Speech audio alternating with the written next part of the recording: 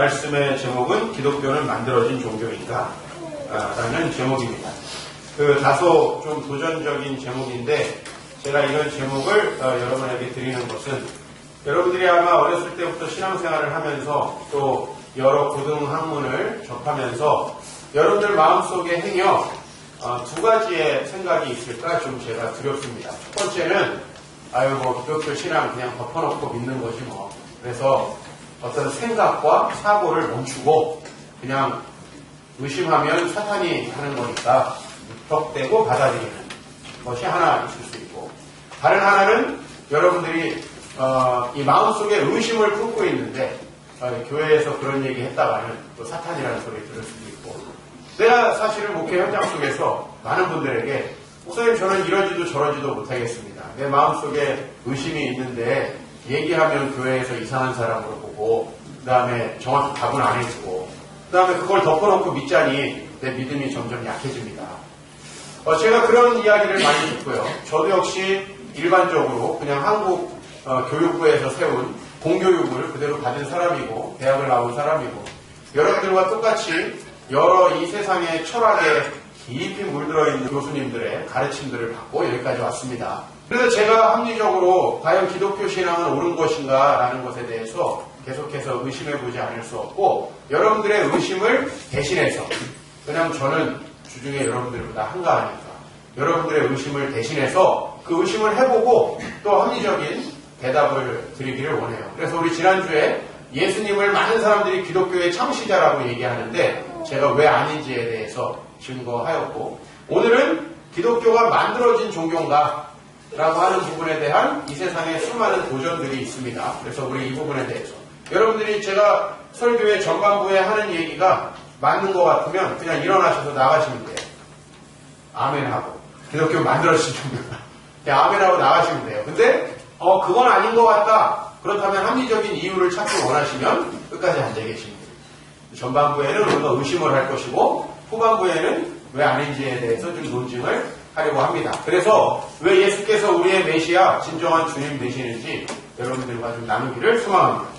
기독교 신앙의 2000년의 흐름을 간단히 좀 요약을 해야 될 것 같습니다. 기독교 신앙은 예수 그리스도의 승천 이후에 많은 박해에도 불구하고 로마 제국을 통해서 빠르게 확산되었습니다. 이건 여러분들 역사적인 사실이라서 굳이 코멘트를 할 필요가 없습니다. 예수를 주로 고백하는 많은 기독교인들이 있었고 그들에게 있어서 성경의 진리나 기독교 신앙에 대한 의심은 있지 않았습니다. 적어도 16세기까지 일어났던 일들은 두 가지로 요약을 할 수 있습니다. 하나는 동방교회와 서방교회가 나눠졌다고 하는 사실. 그래서 우리는 서방교회에 뿌리를 둔 로마 카톨릭에서 개혁을 해서 나온 신앙이라고 제가 지난주에 말씀드렸고, 또 동방정교회가 지금도 여전히 각 나라마다 특히 그리스를 중심으로 해서 동쪽에 있는 여러 유럽 국가들 퍼져 있습니다. 자, 그러면은 과연 그 16세기 동안에 이렇게 동방교회, 서방교회가 좀 나눠졌던 거 말고 또 어떤 일이 있었는가 하면 여러 성경의 해석에 대한 도전들이 있었습니다. 즉, 교회는 성경을 해석해야 되죠. 저도 오늘 여러분들에게 성경을 해석하고 있습니다. 즉, 성경을 그냥 우리가 읽지 않고 이 시간에 그 성경을 여러분들과 설명하면서 해설하고 있습니다. 교회는 늘 이런 일들을 2000년 동안 해온 거예요. 그런데 때로는 교회의 해석들 중에 잘못된 부분들이 있었고, 특히 16세기가 될 때까지 교회는 여러 도전들을 받았습니다. 그런데 그 교회의 해석에 대해서 불만을 제기했던 사람들 중에 대다수가 이단으로 판명이 됐습니다. 이를테면 여러분, 그 아리우스를 중심으로 초대교회에서 예수님의 신성을 거부하려는 사람들이 있었는데, 혹은 예수님의 신성을 조금 격화시키려는 사람들이 있었는데, 그 아리우스주의자들의 후예들이 지금도 여호와 증인으로 여러분 주위에 있는 겁니다. 또 초대교회에는 자기가 직접 계시를 받았고 자기들이 받은 계시를 통해서 하나님이 이 땅에 특별한 뜻을 계시하신다고 하는 신비주의자들, 성령주의자들이 있었는데, 이런 몬타니스트들의 운동들의 후예들이 지금 이재록 같은, 또 여기 이단으로 정제되지 않았지만 여러 신사도 운동을 통해서 지금 현재도 여러분 주위에 있습니다. 자, 그렇다면은 그런 그 운동들은 성경의 권위에 대해서 의문을 제기한 건가? 그것이 아닙니다. 성경의 해석에 대해서 권위를 부정했던 거고 자신들이 조금 성경의 해석을 다르게 했던 것이죠.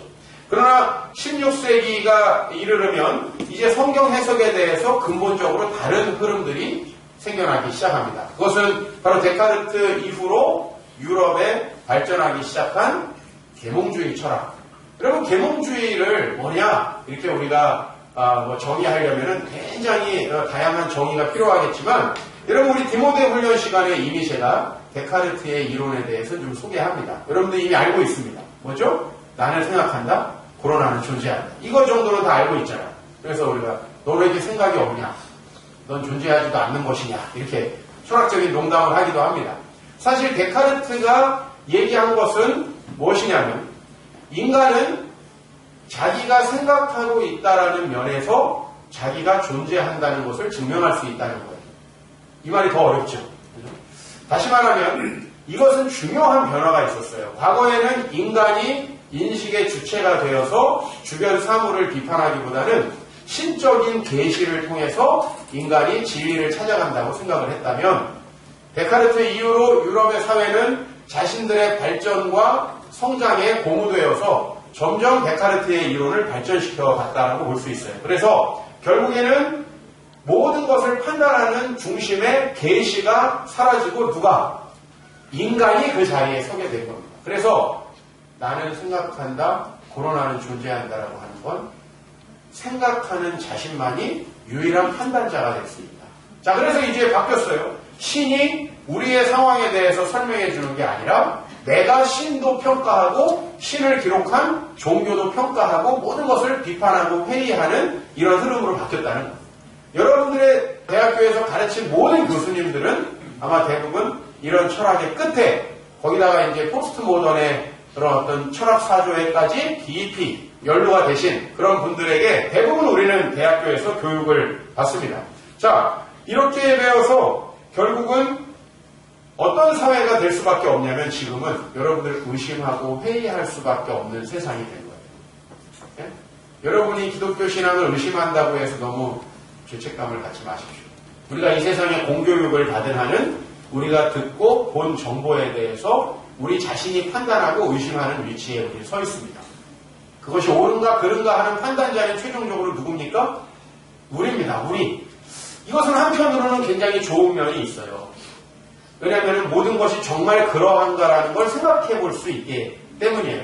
그러나 한편으로 우리가 하나님이 하신 일들을 내 생각으로 판단하고 성경을 나의 이성에 기초한 과학적 합리주의로 판단해서 많은 부분들을 우리의 믿음의 요소에서 분리해버릴 수 있는 또한 이런 문제들이 생긴다는 것입니다. 그래서 여기까지가 좀 어렵다고 한다면 우리가 지금 믿고 있는 신앙은 이런 겁니다. 제가 간단히 우리의 신앙을 요약해보면 창조주 하나님께서 이 세상을 통해서 이 땅에 하나님의 통치가 이루어지는 영광을 누리려고 계획하셨어요. 그런데 그 하나님의 계획이 인간의 반역을 통해서 좌절되었어요.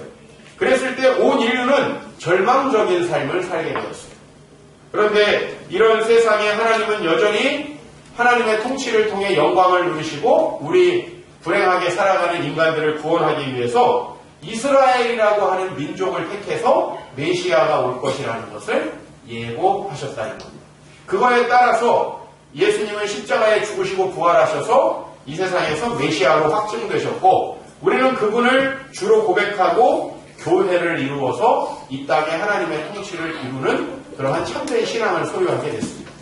여기까지가 우리가 믿고 있는 신앙입니다. 그러나 20세기에 이르러서 이제 꽃을 피우게 된 19세기부터 20세기에 꽃을 피우게 된 서양의 자유주의의 신학으로 구성해본 기독교 신앙은 이렇습니다. 잘 들어보십시오. 제가 많은 책들을 정말 짧게 요약한 겁니다. 예수라는 사람은 이 세상에 태어난 굉장히 위대한 사람 중에 한 사람이었다.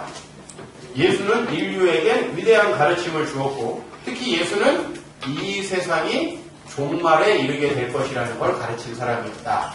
이겁니다. 물론 그는 인간에 불과하다. 그러나 예수의 제자들과 그를 추종하는 세력들은 예수가 죽은 이후에 교회를 형성했고 그리고 그 교회들은 자신들의 신앙을 뒷받침하기 위해서 좀 더 위대한 예수의 이야기가 필요했다. 이게 믿어주시면 이제 끝나면 나가시면 된다 이 얘기예요. 지금 하는 얘기가. 이게 바로 합리적인 의심을 통해서 구성한 기독교의 형성 과정이라는 거예요.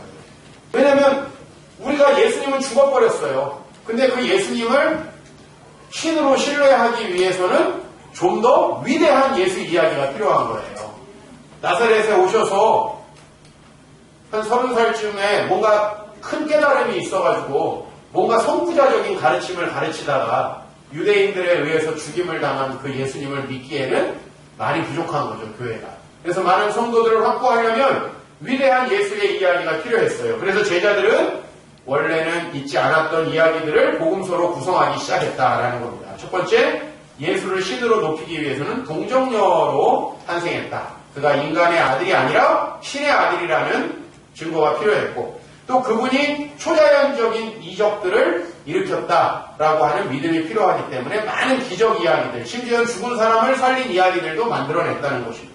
세 번째로, 예수님이 죽어서 끝나는 것은 그걸로 신의 아들이라는 걸 입증하지 못하니까 그가 부활하시고 승천했다는 이야기를 만들어냈다라는 것입니다. 마지막으로, 그러면 예수는 자기 자신을 그렇게 주장했어야 되지 않나요? 그죠? 예수님이 부활한다고 주장했어야 하고 예수님 스스로가 하나님 아들이라고 주장했어야 하는데 원래 예수님은 그렇게 하지 않았다는 거예요. 그냥 서로 사랑하십시오. 인류를 위해서 서로 간에 원수도 사랑하시고 겉옷을 벗어달라 하면 속옷까지 벗어주십시오. 원래 이런 도덕적인 가르침을 주던 분이었는데 제자들은 예수님이 이렇게 말씀하셨다라는 이야기들을 만들어내기 시작했다. 그 이야기가 뭐죠? 예수님이 자신을 내가 왕이고 내가 메시아다, 내가 하나님의 아들이다 이렇게 증거하는 이야기를 만들어냈다. 예수님의 설교 중에서도 상당 부분은 예수님의 입에다가 복음서 저자들이 집어넣었다. 그렇게 해서 제자들은 복음서를 만들어냈습니다. 자, 그러면 바울은 뭘 한 건가? 바울은 이방인들의 교회의 수장이었다는 거예요.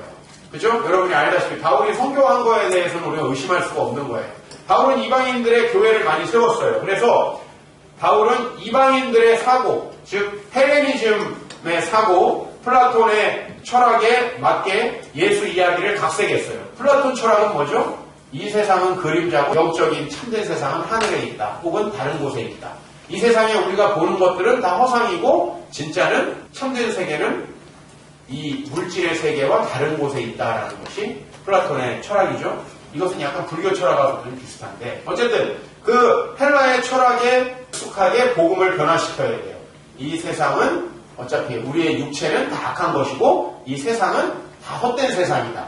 그러니까 우리가 예수를 믿으면 우리의 육체는 비록 썩어져도 죽으면 우리는 천국에 간다. 이런 이제 이교 철학의 기독교를 만들어냈다는 거예요. 그래서 예수님의 제자들은 유대인들 사이에서 그런 예수님을 신으로 메시아로 모시는 신앙을 만들어내고 바울은 이방인들이 믿는 플라톤 철학에 잘 조화된 철학을 만들어내서 그거를 퍼뜨렸다는 거예요.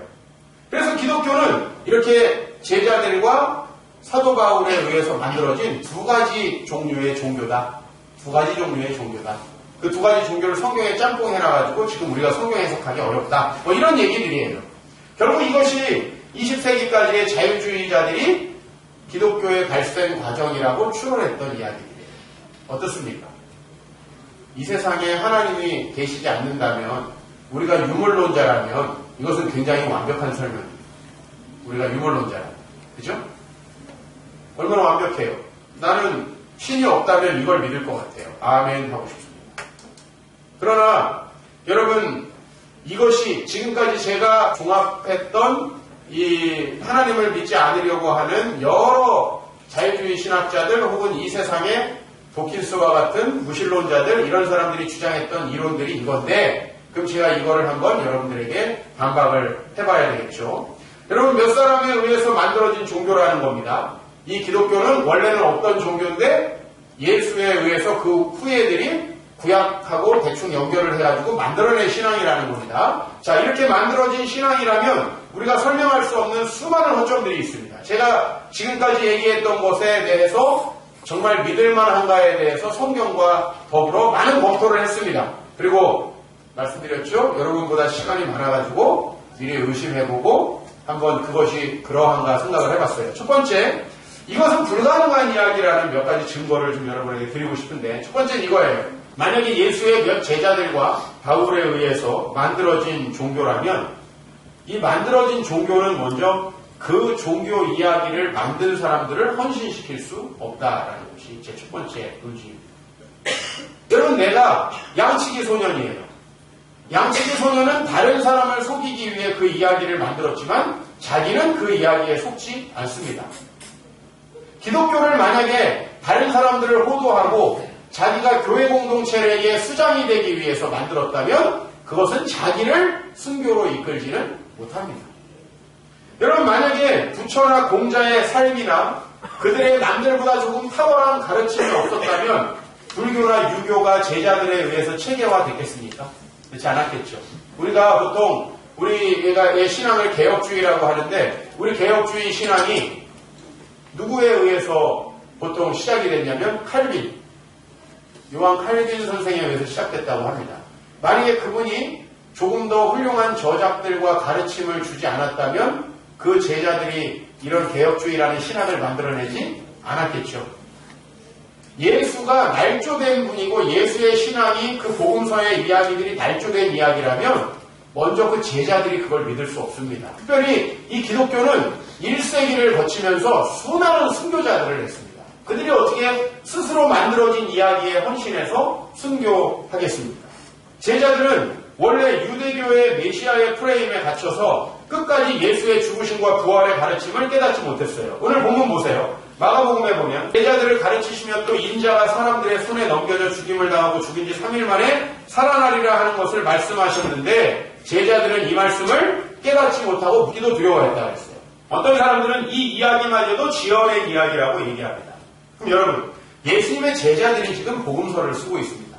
근데 자기들이 예수님을 깨닫지도 못했다는 얘기를 자기들이 지어낸 이 얘기에 넣겠습니까? 자기들이 지어낸 이야기에 우리는 그렇게 무지했고 예수님을 배신했다 이 얘기를 넣겠냐? 한번 여러분 이런 생각을 해보십시오. 베드로가 부인했다는 이야기는 복음서에서 아주 유명한 이야기죠. 베드로가 예수님 부인했다는 얘기는 초대교회에서 너무나 유명한 이야기고 지금 우리도 다 알고 있는 이야기입니다. 만약에 베드로가 부인을 안 했는데 마태가 베드로가 닭이 올 때 부인을 했다고 썼다면 여러분 마태하고 한판 붙겠습니까? 여러분, 이 만들어진 이야기는 그 당시 1세기에 살아있던 사도들에게 만족스럽지 못한 이야기입니다. 여러분 보십시오.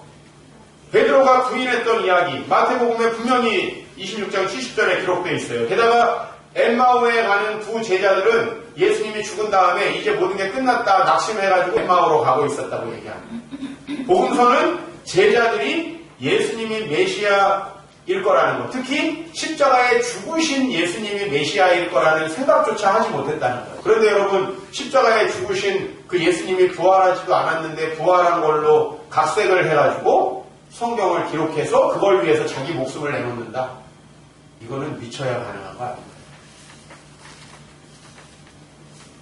게다가 복음서는 이런 기록까지 하고 있어요. 11 제자가 갈릴리에서 예수님을 봤는데 아직도 의심하는 사람입니다. 자, 한번 생각해 보세요. 제가 이제 어제도 저를 죽였는데 제가 죽었습니다. 그랬다가 여러분들에게 나타났어요. 다시 그 다음 주에. 그러면은 여러분 어떤 생각을 하겠습니까? 유해진이 온 거 아닌가? 목사님이 죽고 나서 유해진이 온 거 아닌가? 이런 생각을 여러분 할 수 있어요. 그죠? 그 다음에 저거 우리가 본 거는 좀 우리가 목사님이 돌아가신 지 얼마 안 돼가지고 목사님이 좀 그리워서 좀 이렇게 잠깐 스쳐서 보인 거 아니냐 이런 생각을 할 거예요. 심지어는 여러분들이 저와 인증샷을 찍어가지고 올리면 합성하지 말라고 수많은 댓글들이 달릴 수 있습니다. 여러분, 이것이 만약에 환상 속에서 일어난 일이다라고 하면 이 이야기는 있을 수 없습니다. 먼저 최초로 그 이야기를 쓴 사람들을 설득할 수 없다는 얘기입니다. 그리고 여전히 예수님의 부활을 본 사람들이 많이 있었는데 그 사람들을 설득할 수 없다는 얘기입니다. 자, 제가 드리는 순간 결론은 이렇습니다. 예수님 제자들은 구약을 잘 알고 있었습니다. 왜? 유대인들이었기 때문에. 그들은 구약에 정통한 사람이었고 그들의 구약 해석은 메시아를 이해할 수 없었습니다. 왜? 유대인들의 대부분 메시아 사상은 정치적 메시아 사상입니다. 즉 자기들의 정치적인 지도자가 나타나서 로마나 헬라나 여러 자기들을 그동안에 괴롭혔던 이방인들의 손에서 자기들을 구원해 줄 거라는 메시아 사상을 그들은 갖고 있었습니다. 그런데 그들이 만약에 그들의 사상을 급격하게 바꿨다면 분명히 그들은 구약을 통해서 제시된 그 메시아가 바로 이 예수 그리스도다 라고 하는 너무나 분명한 확신이 있었기 때문에 이 일을 했다라는 겁니다. 그렇지 않으면 자신들의 목숨을 내어놓고 이 일을 1세기 몇몇 지도자들이 종교를 만들어내려고 하지 않았을 거라는 거예요. 한번 여러분 이런 논증을 제가 해보겠습니다. 우리 문선명이 얼마 전에 죽었습니다. 문선명이 만들어낸 이론을 통해서 문선명은 이득을 봤습니까? 손해를 봤습니까? 엄청난 이득을 봤죠. 자기 사업을 엄청나게 넓히고 그런 미국에 가면 아주 온 세상의 평화를 위해서 이바지한 사람으로 이미지화되어 있습니다. 우리나라처럼 교주 아니에요. 미국에 가면 아주 좋은 이미지로 각색되어 있어요. 자, 문선명이 자기 이론을 만들고 그 이론 때문에 만약에 사형을 당할 위기에 처했다고 생각합시다. 문선명이 내가 메시아라는 걸 주장했을까요? 내가 당신들을 구원하는 육체의 메시아다 이렇게 주장을 했을까요? 그렇지 않았죠. 자기가 만들어낸 이야기는요. 자기에게 대단한 유익을 줄 때에만 거짓말로 계속 우리가 밀어붙이는 겁니다. 문선명은 그래서 그걸 계속 밀어붙였던 겁니다. 그러나 이 복음서를 쓴 저자들은 이걸 쓰고 다 순교했습니다. 자기가 만들어낸 이야기를 가짜라고 안 하고 순교하는 사람들은 미친 사람들이죠. 자, 근데 미친 사람들이 그러면 이렇게 논리적인 글을 쓸 수 있다. 이거 도대체 납득되지 않는 이야기라고 저는 여겨집니다. 두 번째, 기독교가 몇 사람에 의해서 만들어진 종교라면 유대인들 중에서 특히 사도 바울과 같은 유대교에서 큰 지위를 얻었던 사람들에게 유대교를 떠나 기독교 신앙을 전파하게 할 수는 없었다는 겁니다.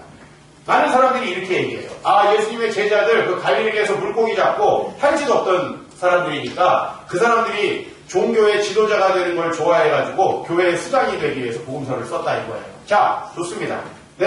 베드로는 내가 그랬을 것으로도 이해를 하니까 내가 베드로는 그렇다 쳐요. 그런데 여러분, 사도 바울이 어떤 사람이에요?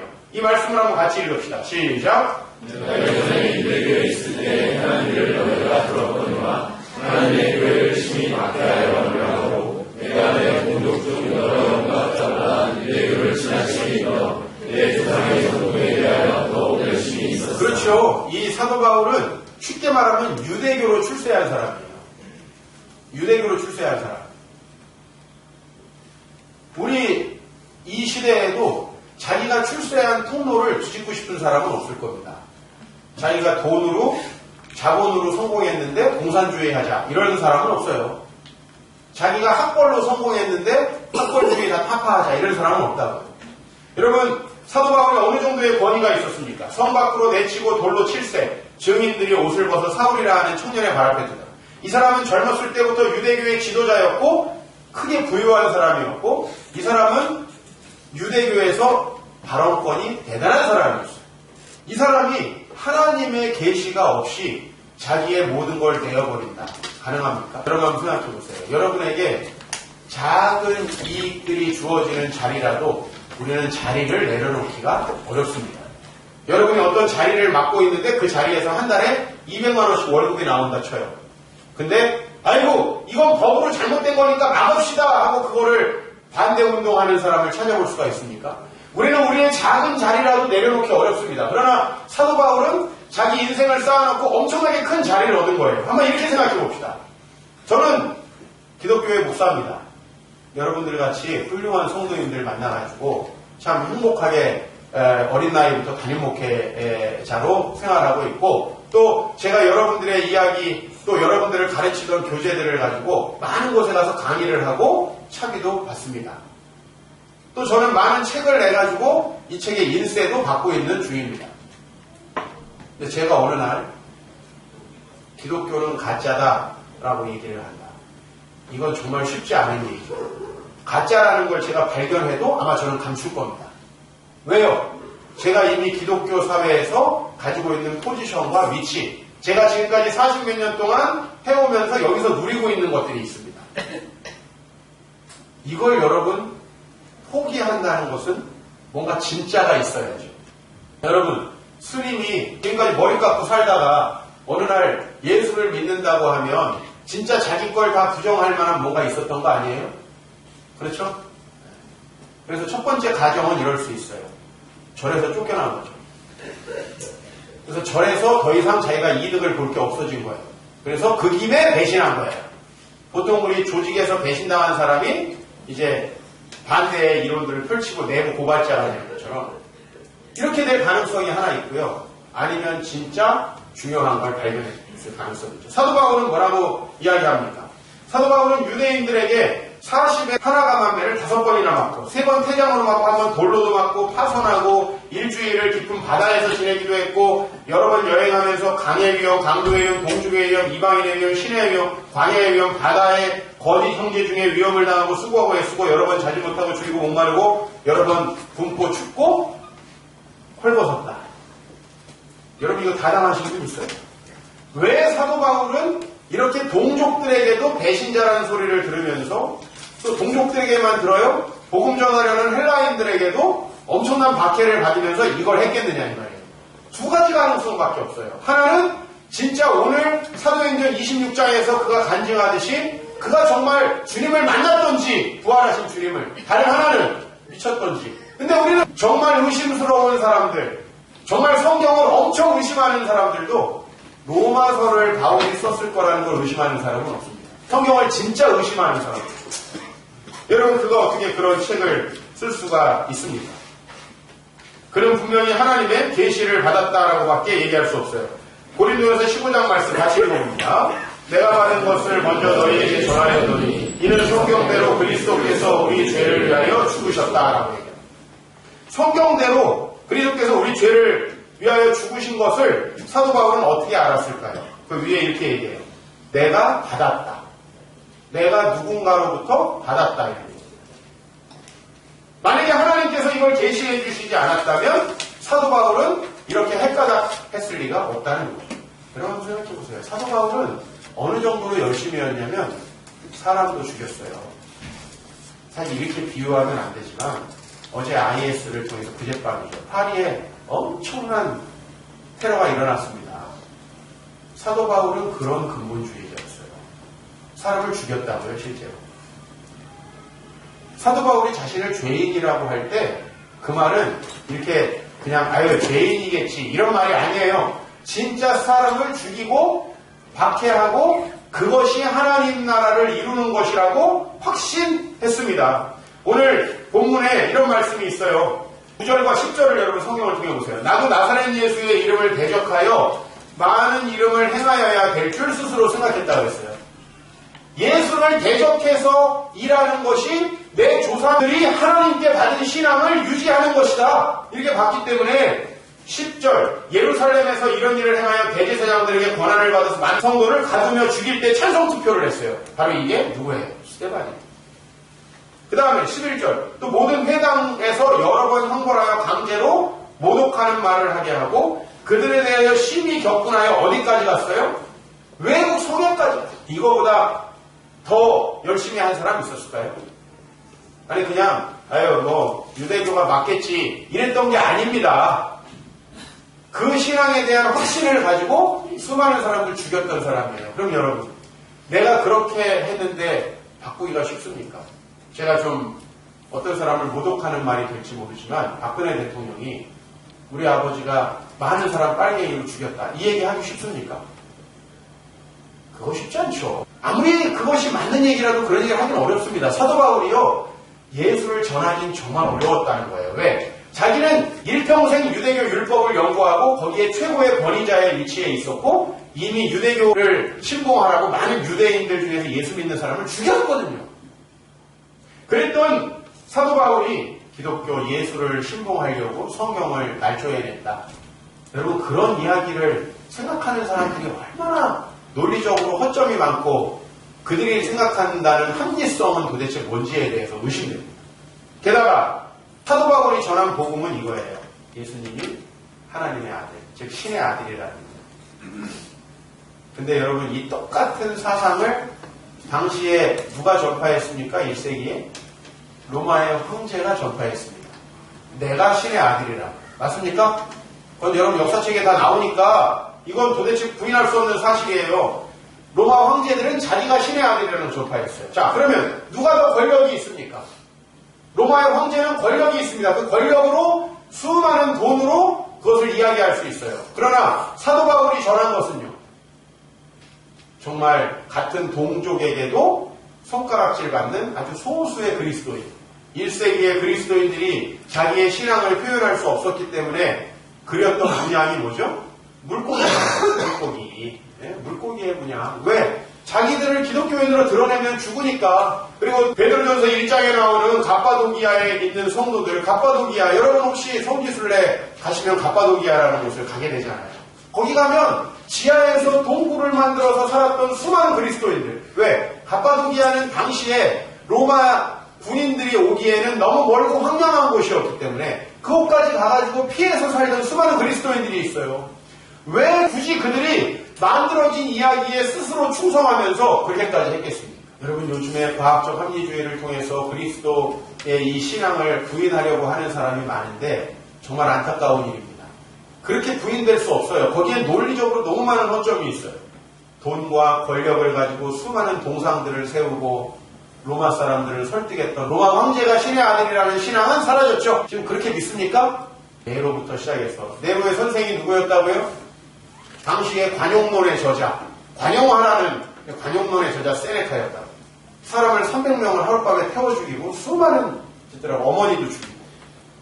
도대체 그들이 신의 아들이라는 건 지금 어느 누구에게도 얘기되지 않고, 이 로마를 가장 미화하는 사람 중에 한 사람이 일본 사람 시오노 나나미라는 사람이죠. 로마인 이야기의 저자. 그 책을 읽어보면 정말 제국주의를 옹호하는 그 일본 사람의 어떤 그 필체가 아주 많이 들어있어요. 그 로마사 중에서 다른 책보다. 그 책에서는 몇몇 황제들은 아주 현제라 그래가지고 보통 우리가 오현제라고 하는 트라이아누스부터 많은 황제들 이야기하는데, 여러분 그런 황제들이 신의 아들이라는 사상이 지금 요만큼이라도 남아있습니까? 제국주의자들에게 조금 훌륭한 사람들이다라는 시각은 남아있어요. 그러나 바울이 우리에게 전파했던 예수가 주고 하나님의 아들이라는 신앙은 우리에게 지금 아무것이 주어지는 게 없어도 많은 순교자들을 내면서 여전히 이 세상에 펼쳐지고 있습니다. 세 번째, 만약 성경이 사람들에게 기독교 신앙을 만들어내기 위해 날조한 거라면 그 당시 1세기 사람들에 의해서 제일 먼저 의심받을 수밖에 없다라는 거예요. 자, 고린도서 15장 4절부터 6절에 보면 예수님께서 장사 지낸 바 되셨다가 성경대로 사흘 만에 다시 살아나셔서 누구에게 보이셨다? 게바와 12제자와 500여 형제에게 보이셨는데 그 중에 대다수는 지금 어떻게 하고 있어요? 살아있습니다. 이 복음서를 쓸 때 사도 바울이 특히 서신서들을 쓸 때 사도 바울의 서신서는요, 아무리 늦게 잡아도 예수님 죽으신 다음에 20년 안쪽에 쓰여지기 시작했어요. 그럼 예수님을 봤던 사람이 그 당시에 남아있었어요? 안 남아있겠어요? 엄청나게 많은 사람들이 이미 남아있었습니다. 그런데 거기다가 거짓말을 썼다면 이게 누구를 설득할 수 있었겠어요? 많은 분들이 예수를 받고 살아있었다고 이야기를 하고 있습니다.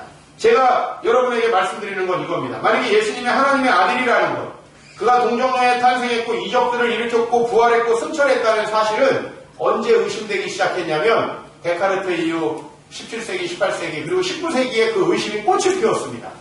그래서 사람들은 성경을 가지고 이제 이런 일들을 하기 시작했어요. 펴가지고 이거는 예수님이 진짜 했을 것 같은 일, 동그라미. 이건 아니야. 이건 실제 안 일어난 일이야. 다 하고 또 넘겨가지고 이거는 하나 예수님이 했을 만하네. 원수를 사랑하라. 좋은 말이니까. 나머지는 또 다 아니야. 이런 짓을 했어요. 19세기, 20세기. 신학자들이 한 일들이 이런 일들입니다. 물론 그들이 다 나쁜 일을 한 건 아니에요.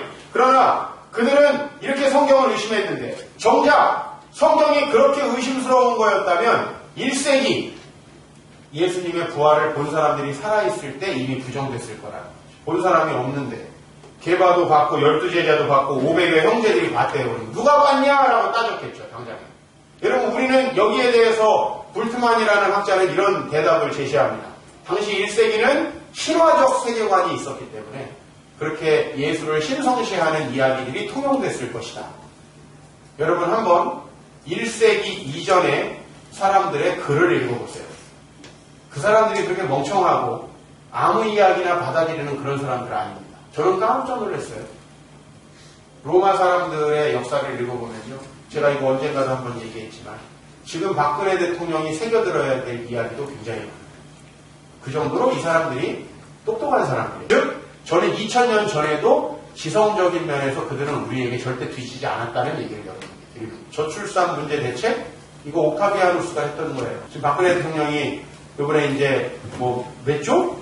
15조를 풀어가지고 저출산 대책 한다고 그러죠. 근데 여러분 이 고민을 사실 2000년 전에도 똑같이 하고 있어요. 그 다음에 성 문제, 윤리 문제의 타락에 대해서 로마의 정치인들이 이미 다 고민하고 있어요. 그들이 아무 이야기나 대놓고 받아들이는 원시인이 아니었다라는 얘기를 제가 여러분께 드립니다. 절대 그런 사람들 아닙니다. 그런데 그런 사람들에게서 이 이야기는 받아들여졌고 많은 로마 사람들이 의심했지만 기독교는 여전까지 여러분들에게 전해지고 있습니다. 기독교 신앙은 성경에 의해서 창조 때부터 메시아를 기다리던 유대인들에 의해 계시되었고요. 유대인 중에서 일부가 그가 메시아라는 것을 깨닫게 되었습니다. 예수의 제자들은 방대한 양의 구약을 알고 있었고 이렇게 증거합니다. 예수님이 내가 받은 것을 먼저 너희에게 전하였노니 이는 성경대로 이 성경이 뭡니까? 이 당시의 성경 66권이 아니고 이건 구약 성경이기 때문에 구약 성경에 기록된 대로 메시아가 우리를 위해서 죽으셨다는 얘기를 사도 바울이 하고 있습니다. 이 세상에 신이 없고 여러분들이 유물론을 신봉하시는 분이라면 이 세상에 어떤 종교도 받아들이셔서는 안 됩니다. 왜? 모든 종교는 만들어지고 날조된 것이고 정치자들과 통치자들에게 많은 포스트모던 철학자들이 얘기하듯이 정치인들이 또는 그 시대의 엘리트들이 다른 사람을 지배하기 위해서 만들어낸 사상일 것이기 때문에 그렇습니다. 바울은 하나님께서 약속한 소망을 믿었던 사람이에요. 26장 6절 한번 같이 읽습니다.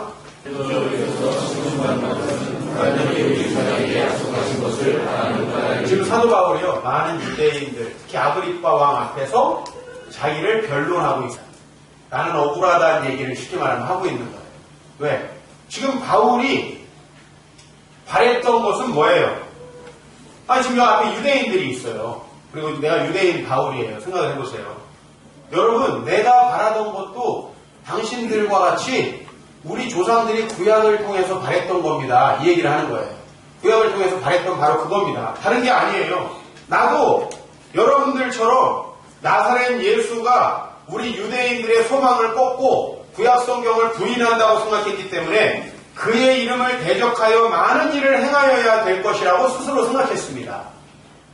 그래서 예루살렘에서 이 일을 행해서 대제사장들에게 권한을 받아가지고 많은 성도들을 옥에 가두고 죽일 때 찬송 투표도 했습니다. 그런데 그런 내가 왜 지금 우리 유대인들의 소망이 예수 그리스도가 메시아라는 것으로 바뀌었느냐? 내가 왜 예수를 죽이는 쪽에서 예수를 전하는 쪽으로 바뀌었느냐 하면 바로 이거예요. 내가 그랬을 리가 없지 않느냐 이거예요. 자기 동족들에게. 내가 왜 우리 나라를 거부하겠습니까? 내가 왜 우리 신앙을 거부하겠습니까? 왜 당신들의 신앙을 내가 거부하겠습니까? 그것은 오늘 여기 나온 대로 내가 환한 영광 중에서 주님을 만났는데 그 부활하신 주님이 나에게 말씀하시기를 네가 박해하는 예수다 하면서 너가 왜 나를 박해하느냐 가시채를 뒷발질하기가 내게 참 고생스럽구나라고 얘기했다는 거예요. 가시채가 뭡니까? 가시채 제가 옛날에 성서 유물 이렇게 전시하는 데 가서 봤는데 가시채는 그런 거래요. 앞에 있는 짐승이 가게 하기 위해서 하는 일종의 채찍 몽댕이 같은 건데 거기 이제 가시 같은 게 달려 있어가지고 굉장히 아프니까 앞으로 가게 만드는. 하나님은 사도 바울을 그리고 사도 바울로 대표되는 유대인들을 하나님을 믿도록 메시아를 믿도록 계속 채찍질했다는 거예요. 이해가시죠? 그런데 그들은 가시채를 뒷발질. 왜 뒷발질이에요? 안 믿겠다 이거지. 뒷발질 했다는 거예요. 왜 그렇게 뒷발질을 하고 있느냐? 너 구약 성경 잘 알지? 너 율법을 연구했잖아. 너 구약 성경 잘 봐봐. 거기에 나에 대해 기록되어 있고 내가 그 메시아라는 게 확실한데 왜 자꾸 나를 거부하는 거야? 라고 하나님께서 바울에게 얘기하는 거예요. 그래서 지금 내가 하고 있는 일은 뭐다? 같이 읽읍시다. 시작. 네 성전에서 나를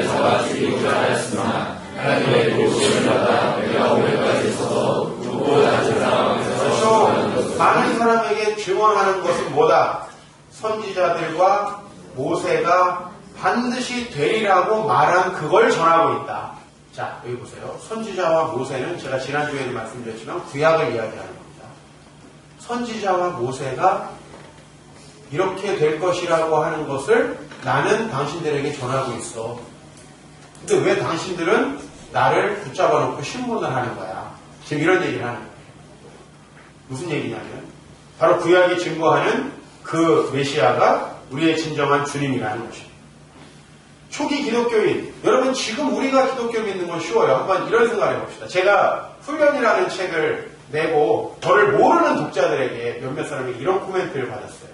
목사님, 글을 보고 내가 생각했던 목사님과 너무 다릅니다. 라는 거예요. 왜? 글을 봤을 땐 너무나 부드럽고 인자한 목사님의 모습이 상상이 됐대요. 훈련이라는 책을 통해서. 근데 만나보니까 그렇지 않더라는 거예요. 그렇다고 나쁘다는 얘기는 아닙니다. 나쁘다는 건 아니고, 내가 설명할 수 없는 그거 아시겠죠? 자, 그러면, 이제 여러분들은 적어도, 이종필이 키가 190대는 장동건이 아니라는 걸 알고 있어요. 그렇게 인자한 모습으로 막 얼굴에 자체 발광이라고 그러죠?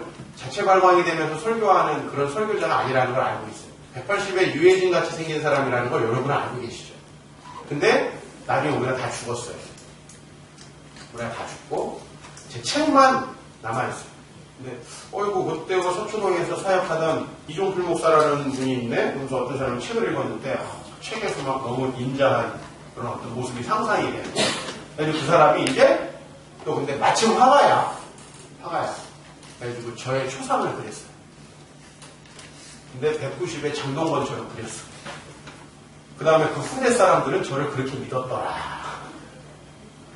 이럴 수는 있겠죠. 후대 사람의 착각. 그러나 오늘 제가 얘기하는 건 1세기 사람들은 예수를 그렇게 믿을 수 없었을 거라는 거예요. 만약에 1세기 사람들이 예수를 미화해놓고 그걸 땅에다 묻어놓고 죽었다고 칩시다.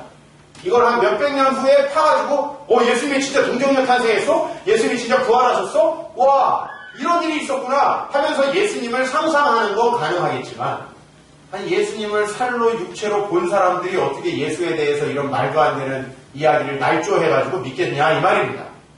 여러분들은 적어도 착각하지 않겠죠. 그리고 여러분은 누군가가 목사님 굉장히 인자하시고 잘생기신 분 아주 그냥 얼굴만 봐도 은혜로운 분 아니야? 그러면 여러분이 아니야 이렇게 얘기하겠죠. 왜? 여러분은 저를 보셨으니까.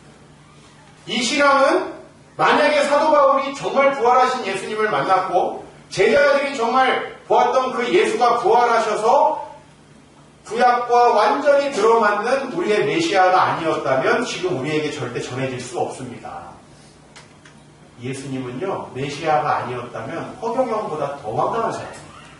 왜? 예수님이 메시아가 아니라고 생각하고 여러분 이 성경을 한번 읽어보세요. 예수님 메시아가 아니야. 하나님의 아들도 아닌데 이걸 읽어보면 천하에 이런 미친 사람이 없죠. 그리고 그걸 또 기록하는 제자들. 난 더 웃기죠? 여러분, 이단 교주보다 그 밑에 있는 사람 더 웃기지 않아요? 그죠? 그 월급 좀 받으려고 그 밑에서 그 짓 하는 사람들. 더 웃기죠? 예수님보다 더 웃긴 게 이 제자들이에요. 근데 자기들이 스스로 그런 셀프 디스를 했다라는 것이 말이 됩니다. 초기 기독교인들은요, 자신들이 도저히 상상할 수 없었던 것을 믿었어요. 바울도 예수님의 제자들도 당시에 어느 유대인도 예수님을 메시아로 믿을 수 없는 사람이었습니다. 우리였다면 몰라요. 왜? 우리는 그냥 성경 보고 그런가 하고 이분이 비교해보니까 다른 데보다 제일 괜찮네 하고 우리는 믿을 수 있어요. 그분은. 그러나 1세기 유대인들은 절대로 믿을 수 없습니다.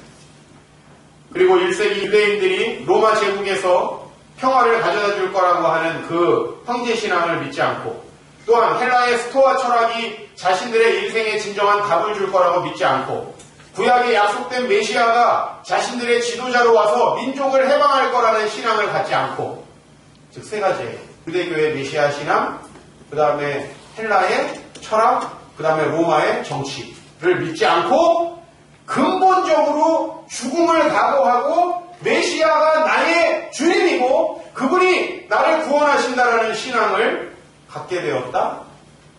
여러분 이것은 하늘의 계시가 아니면 도저히 설명할 수 없습니다. 그래서 사도 바울은 이렇게 얘기합니다. 같이 읽읍시다. 유대인은 표적을 구하고 어떤 표적을 구하죠? 예수님이 정말 우리를 구원할 정치 지도자라는 표적을 구한 거예요. 유대인. 그 다음에 헬라인은 뭘 찾아요?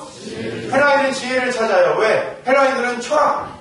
무엇이 우리를 참된 인생의 길로 데려고 갈 것인가 하는 철학. 소크라테스에서부터 이어져 온 그 철학을 찾았어요. 그런데 지금 우리가 전하고 있는 복음은 뭐죠? 아이고, 그 저주받아서 죽은 사람, 하나님의 아들이라고 우기다가 죽은 사람, 그 사람을 우리의 주님으로 고백하고 목숨도 내놓는다고 하는데 이게 말이 되느냐는 거예요. 그러나 우리는 십자가에 못 박힌 그리스도를 전하되 유대인에게는 거리끼는 거고 이방인들에게는 미련한 것이라 도저히 믿을 수 없었는데 이게 바로 우리에게 믿어지고 그분이 우리의 주님이 되셨다는 것입니다. 할렐루야. 여러분, 무엇이 이런 신앙을 만들어냈을 것이라고 봅니까? 몇 사람의 정신병적 현상? 사도 바울의 삶의 세계의 그 경험, 사도 바울이 부활한 주님을 만났던 것을 사도 바울의 정신 이상으로 해석하는 신학자도 있더라. 그러면 우리는 정신 이상자가 전한 그 복음에 대해 목숨을 걸었네. 여러분들은 성도라서 참 다행이에요. 난 이거다 업을 걸었어. 여러분들은 빠져나가면 되잖아. 아니면 저는 뭡니까? 난 이제 어디 취직하기도 어렵고 이제 하나님의 계시가 아니면 이건 설명될 수 없습니다. 예수는 진리입니다. 예수의 이야기는 분명한 역사적인 실제입니다. 여러분의 이성에 기초한 성급한 과학적 합리주의가 이 신앙의 근저를 파괴하지 않도록 지키시기 바랍니다. 그리고 분명히 지금 커가고 있는 우리의 아이들도 세상의 교육을 받으면서 이런 의심을 하게 될 것입니다. 그러나 우리는 대비되어 있어요. 그들에게 말할 수 있는 것이 대비되어 있어요. 글쎄야, 저 아빠도 잘 모르지만은 목사님이 맞대니까 그냥 믿어라 이놈아. 이런 식으로 가르치지 마십시오. 걔네들 분명히 교회 안 나올 기회 찾을 겁니다. 그러나 나는 우리 자녀들에게 분명히 얘기할 겁니다. 너네가 온갖 세상의 합리적인 의심을 다 가지고 성경을 물어봐라. 목사님이 다 답해줄 것이다. 나는 여러분의 자녀들을 그렇게 키울 겁니다. 그 자녀들이 절대 신앙을 버릴 수 없는 확실한 증거를 내가 평생 연구해서 알려줄 것입니다. 그리고 저는 그거에 설득됐습니다. 이 세상에 많은 사람들에게 여러분이 이것을 논쟁해서 설명할 수는 없겠지만 적어도 오늘 이 시간 여러분의 마음에 있는 의심이 거쳐지길 바랍니다. 오늘 아침에 정말 서초동의 안개가 자욱하게 꼈어요. 그러나 지금 아마 그 안개 다 거쳤을 것입니다. 여러분의 믿음에 때때로 안개가 낄 때가 있어요. 괜찮습니다. 저에게 얘기하십시오. 또 혹은 여러분 속으로면서 얘기하십시오. 안 믿어지는 걸 안 믿어진다고 하는데 그게 무슨 죄입니까? 그건 사탄의 이야기가 아니고 우리가 할 수 있는 충분한 합리적인 의심이라는 것입니다. 그러나 우리가 조금만 생각해보면 창조주 하나님께서 때로 놀라운 이적으로 자연계에 개입하시고 우리에게 동정녀의 탄생과 부활의 신비를 주셨다는 것 전혀 믿기 어려운 것 아닙니다. 여전히 이 한국의 슈퍼컴퓨터가 한국의 일기예보 88%를 맞춘다고 합니다. 슈퍼컴퓨터도 하나님이 하시는 이 자연현상을 심지어 예상해내지도 못하고 있습니다. 그런 우리의 이성으로 성경을 잣대로 삼아가지고 성경을 다 파괴하고 우리 이성으로 우리의 믿음을 파괴한다면 그것이 얼마나 성급한 일반화의 오유가. 조금만 생각한다면 예수를 믿지 않을 수 없을 것입니다. 그리고 여러분은 그 확실한 신앙으로 여러분의 자녀들도 가르치시길 바랍니다. 한국교회가 젊은이들이 교회를 떠나는 위기라고 합니다. 그러나 그들에게 우리가 분명히 설명해 준다면 그들은 아마 친구를 데리고 교회로 오게 될 것입니다. 왜? 세상에는 답이 없거든요. 그분은 우리의 메시아입니다. 오늘도 우리 찬양했습니다. 우리는 넘어지고 연약하고 오늘 하루도 살아가기 힘든 사람이지만 메시아 예수께서 우리의 주님 되십니다. 예수께서 여러분의 인생에 참된 답이 됩니다. 자녀 교육이 걱정됩니까? 여러분의 미래가 걱정됩니까? 노후가 걱정됩니까? 예수가 분명히 답이 될 수 있습니다. 예수를 따라 살아가면 여러분들은 참된 삶을 살 수 있습니다.